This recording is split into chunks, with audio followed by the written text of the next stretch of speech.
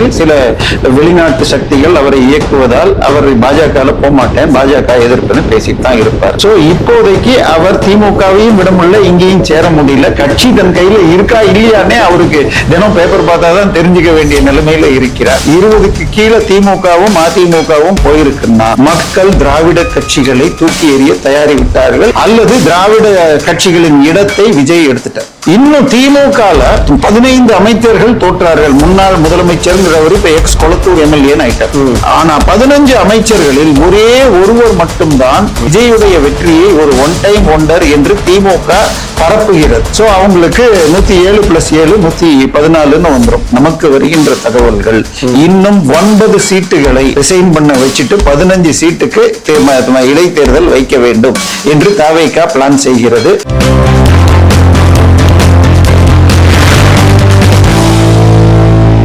வணக்கம். இன்னைக்கு நம்ம கூட பார்த்தோம்னா சேவப்பிரியன் அவர்கள் இருக்காரு. தமிழக அரசியல் பத்தி பல்வேறு விஷயங்கள் பேச போறோம், வாங்க பேசலாம். சார் வணக்கம். சார் வணக்கம். எப்படி இருக்கீங்க சார்? நல்லா இருக்கேன்.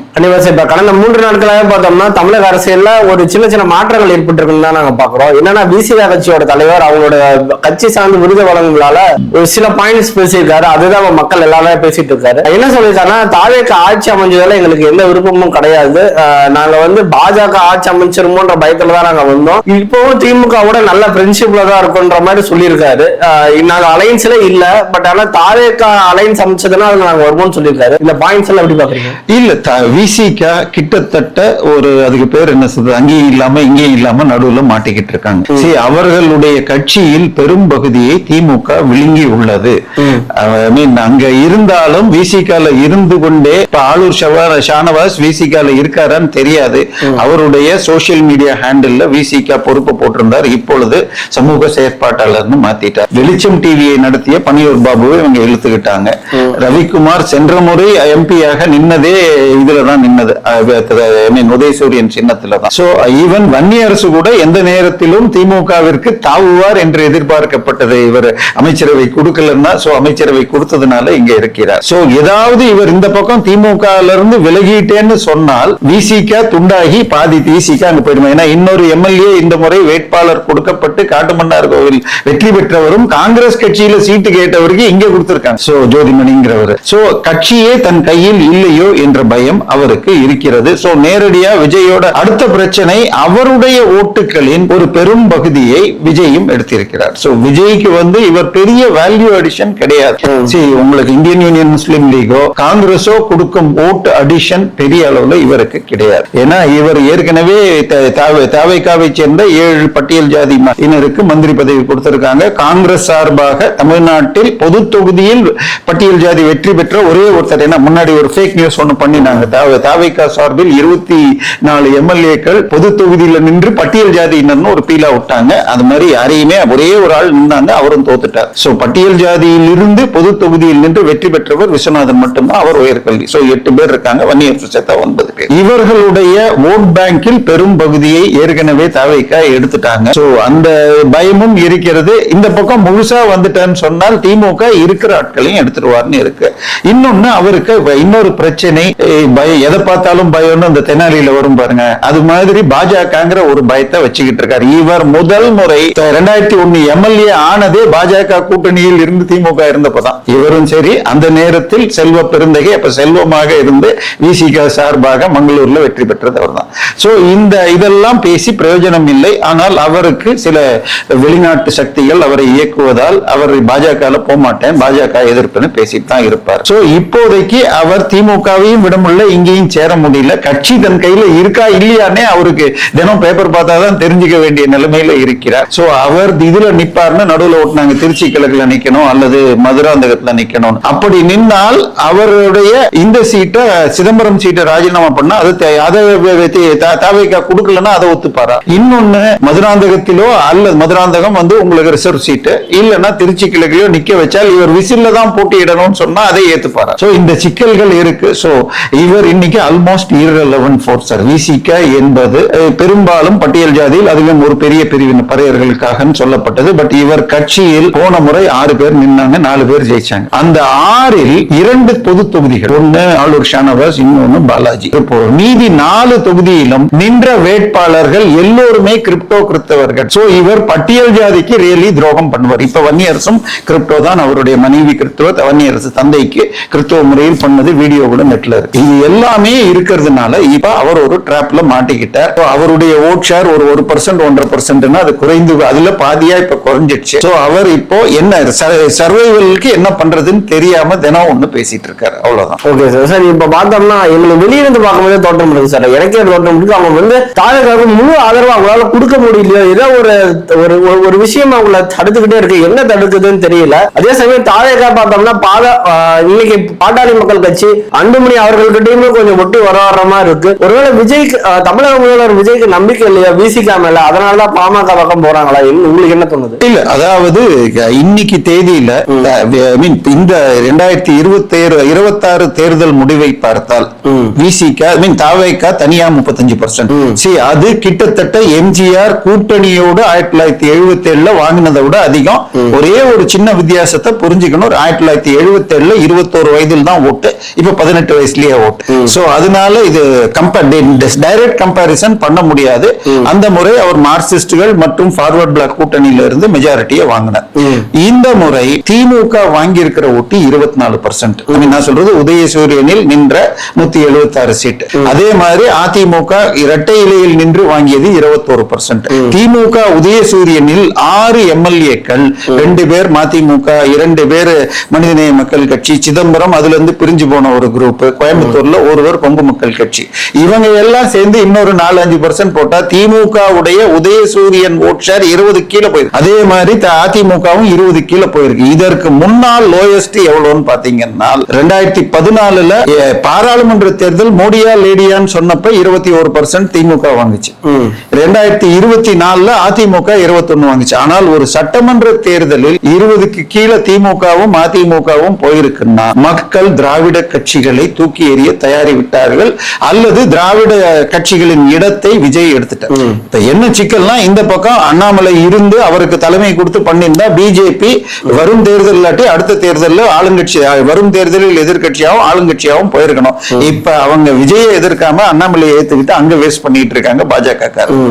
இப்ப இந்த 40% ஓட்டு வாங்குறதுக்கு திமுக எவ்வளவு செலவு பண்ணிச்சு? ஒரு 15,000 கோடி. அதிமுக ஒரு 5,000 கோடி. இன்னும் திமுக 15 அமைச்சர்கள் தோற்றார்கள். முன்னாள் முதலமைச்சர்ங்கிறவர் இப்ப எக்ஸ் கொளத்தூர் எம்எல்ஏ ஆயிட்டார்.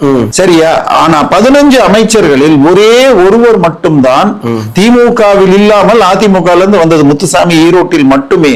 மீதி எல்லாருமே துரைமுருகனோ, அன்பில் மகேஷ் பொய்யாமொழியோ, மூர்த்தியோ, காந்தியோ, மீதி எல்லாருமே திமுகவில் 40 வருடமாக இருந்து வருபவர்கள். வேற அதிமுக இருந்து கடைசி 6 மாதத்தில் வந்த ஓபிஎஸ், மனோஜ் பாண்டியன் போன்றவர்கள் எல்லாம் ஜெயிச்சிருக்காங்க. சோ வைத்தியலிங்கம். சோ இதுல அந்த தொகுதியில ஜாதி செல்வாக்கு மற்றும் செலவு பண்ண ஆட்கள் மட்டுமே ஜெயிச்சிருக்காங்களே தவிர உதயசூரியனும் இரட்டையிலையும் irrelevant ஆயிட்டு வருது. சோ இதுதான் இப்ப சர்வைவல். ஆனால் திமுகவால இன்னைக்கும் இதை ஏத்துக்க முடியல.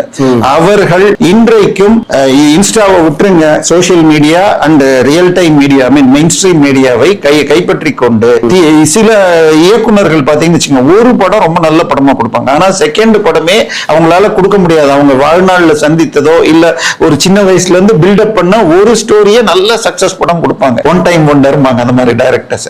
அதன் பிறகு அவங்க இன்னொரு படம் லைஃப்ல கொடுத்திருக்கவே மாட்டாங்க. எல்லாம் கொடுத்து 1, 2, 3 தோல்வி அடைஞ்சு அதுக்கப்புறம் இண்டஸ்ட்ரியை விட்டு போயிருப்பாங்க. அந்த மாதிரி அது மாதிரி விஜயுடைய வெற்றியை ஒரு ஒன் டைம் ஒண்டர் என்று திமுக பரப்புகிறது. சோ அந்த நேரத்துல அதை விசிகாவும் வைத்துக்கிறாங்களா இல்ல கட்சி உடையுங்கிறது தெரியல. சோ விசிகா இரட்டை இலை கொல்லி எறும்பாக இந்த பக்கம் அந்த பக்கம் வச்சுட்டு சார், அவங்க ஆதரவை ரிட்டர்ன் பேக் வாங்க வாய்ப்பு இருக்குன்னு நினைக்கிறீங்களா விசிகா? இல்ல, அதாவது இப்ப என்ன பிரச்சனைன்னா, இப்ப 7 பேர் ஆல்ரெடி ராஜினாமா பண்ணி ஏத்துக்கிட்டாச்சு. எலெக்ஷன் என்னைக்கு வேணா வரட்டும். இன்னைக்கு இப்ப சட்டமன்றத்தின் இருக்கிற மெம்பர்ஸ் 234ல 7 போச்சுன்னா 227. அதுல பாதி மெஜாரிட்டிக்கு பாதி 114 இருந்தா போதும். 217க்கு பாதி 113, 1 பிளஸ் 114 இருந்தா போதும். இல்ல 15 வேணும். தாவேகா மட்டுமே 107, காங்கிரஸ் பண்ண 112, காங்கிரஸ் 5 112, இது IUML 2, ஈவன் இவர் மாத்திரம் அந்த அமமுக காமராஜ் இவரோடு தான் இருப்பதாக சட்டமன்றத்தில் பதிவு செஞ்சார். அதுக்கப்புறம் அவரை பத்தி இது வந்தாலே 115 ஆயிடுது. சோ 2 கம்யூனிஸ்டுகள் விசிக இல்லை என்னாலும் மெஜாரிட்டி இருக்கும். நான் சொல்றது இன்னைக்கு அந்த 7 வெற்றி பெற முடிஞ்சால் சோ அவங்களுக்கு 107 + 7 114 வந்துடும். ஆனால் நமக்கு வருகின்ற தகவல்கள் இன்னும் 9 சீட்டுகளை ரிசைன் பண்ண வச்சுட்டு 15 சீட்டுக்கு இடைத்தேர்தல் வைக்க வேண்டும் என்று தாவேகா பிளான் செய்கிறது. அதில் 4 எம்எல்ஏக்கள் 4 5 அதிமுகவும் இன்னொரு 4 திமுகவில் இருந்தும் எடுப்பதற்குரிய வேலைகள் மிக வேகமாக நடந்து கொண்டிருக்கிறது. அதுல இன்னொரு செய்தியும் சேர்க்கணும்னா தாவேகா அமைச்சர்களுடைய பர்ஃபார்மன்ஸை ரிவ்யூ பண்ணாராம் போன வாரம். அப்பொழுது அவர் சொன்னது, நீங்க எல்லாம் 18ஆம் தேதி வாக்குல பதவி ஏத்தீங்க, 10 நாள் உங்களுக்கு புரிஞ்சுக்கிறதுக்கு டைம் கொடுத்தேன், அதுல இருந்து 5 வாரம் கணக்கு போட்டால் 14 அமைச்சர்கள் பிலோ பார் பர்ஃபார்மன்ஸ், அதுல 10 அமைச்சர்கள் பேர்ல ஊழல் அல்லது மற்ற குற்றச்சாட்டுகள் இருக்கு. 8 - 10 பேர் ஆகஸ்ட் 15க்கு பிறகு மாற்றப்படலாம் அப்படின்னு நீக்கப்பட்டு வேறு யார வேணா போடுவேன்னு ஒரு அறிக்கையை கொடுத்திருக்கிறார். கில்லி சரத் இருக்கிறார், கீர்த்தனா இருக்கிறார், இன்னும் பல பேர்கள் அடிபடுது. வேணா எல்லா லிஸ்டையும் நல்லா சொல்ல முடியும். ஒரு பத்திரிகையிலே வந்துருச்சு, இதுல நம்ம ஒன்னும் பெருசா சொல்ல வேண்டாம். சோ இப்ப இது இந்த முதலில் விலகிய 4 அதிமுக எம்எல்ஏக்கள் எலெக்ஷன்ல நிக்க முடியாது சட்டப்படியாக. ஏன்னா அவங்க சட்டமன்றத்திற்குள் கொறடா உத்தரவு மீறி ஓட்டு போட்டதுனால தகுதி நீக்கம் செய்யப்பட்டால் அவர்கள் 6 வருஷத்துல தேர்தலில் நிக்க முடியாது. ஜெயிச்சு நின்னாலும் இந்த தீர்ப்பு வரலனாலும் அப்புறம் செல்லாதுன்னு வந்துடும். பட் விஜயபாஸ்கர் 2 பேருக்கும் சீட்டு கொடுத்து அமைச்சர் பதவியும் கொடுப்பதாக சொல்லி இருக்கிறார்கள்.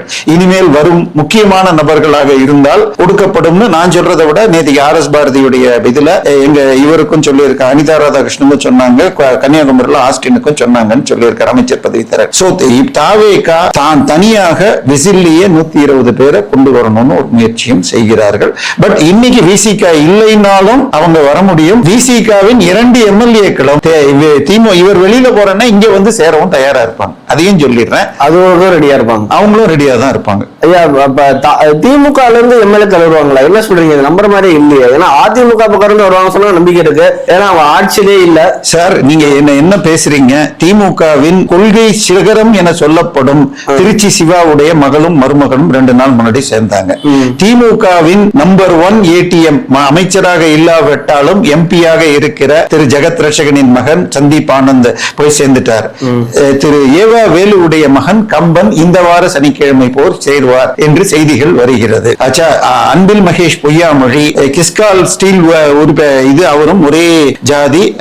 இங்க இருக்கிற ஒரு அமைச்சர் தன்னுடைய ஜாதியை சேர்ந்த அமைச்சரோடு பேசி தன் வழக்குகளை பெருசு பண்ணாம விட்டால் நான் இங்கேயே வந்து தாவுகிறேன் என்று சொன்னதாக பத்திரிகை செய்தியே சொல்கிறது. சோ அதனால திமுக அமைச்சர்கள் லெவல்லையே ரெடியா இருக்காங்கிறது கிட்டத்தட்ட நம்ம மெட்ராஸை சுத்தி இருக்கிற பல பெரிய காலேஜ், அவருக்கு எங்க எவ்வளவு சொத்து இருக்கு எங்க இருக்குன்னு அவருக்கே தெரியாதுன்னு ஒரு முன்னாள் அமைச்சர் ஜெகத் ரட்சகனே சொன்னார். 26,000 கோடிக்கு இலங்கையில் ஒரு இது பெட்ரோகெமிக்கல் ரிஃபைனரி போடுறதுக்கு பர்மிஷன் வாங்கினார். பட் கிளியர் ஆகாம போச்சு.